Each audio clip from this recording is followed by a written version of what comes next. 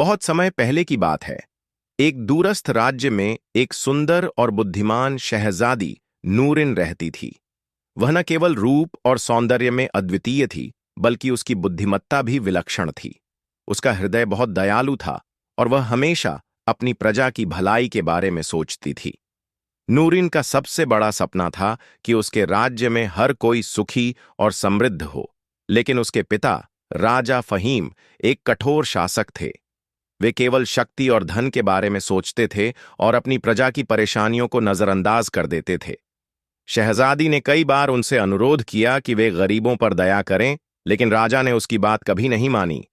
एक रात शहजादी को एक अजीब सपना आया।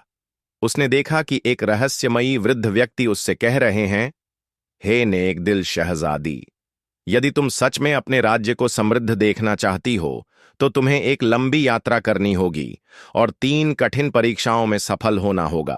यदि तुम सफल हुई तो तुम्हारे राज्य में हमेशा के लिए खुशहाली आ जाएगी। सुबह होते ही नूरिन ने अपने पिता से अनुमति ली और अकेले ही यात्रा पर निकल पड़ी।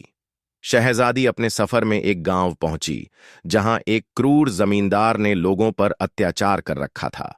नूरिन ने देखा कि वह जमींदार गरीब किसानों से जबरदस्ती उनकी जमीन छीनना चाहता है।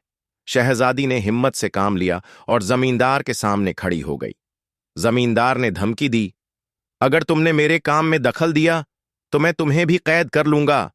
लेकिन नूरिन ने अपनी बहादुरी और सच्चाई से लोगों को एकजुट किया और जमींदार की धोखाधड़ी को साबित कर दिया।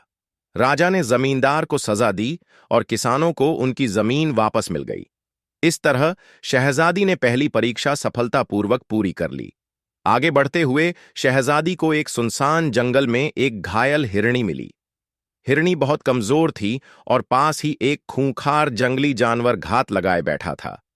शहजादी ने अपनी चिंता किए बिना हिरणी को अपनी गोद में उठाया और उसे एक सुरक्षित स्थान पर ले गई। इसी दौरान वह खुद उस जंगली जानवर का शिकार बनने वाली थी, लेकिन अचानक एक रहस्यमयी रोशनी प्रकट हुई और वह जानवर गायब हो गया।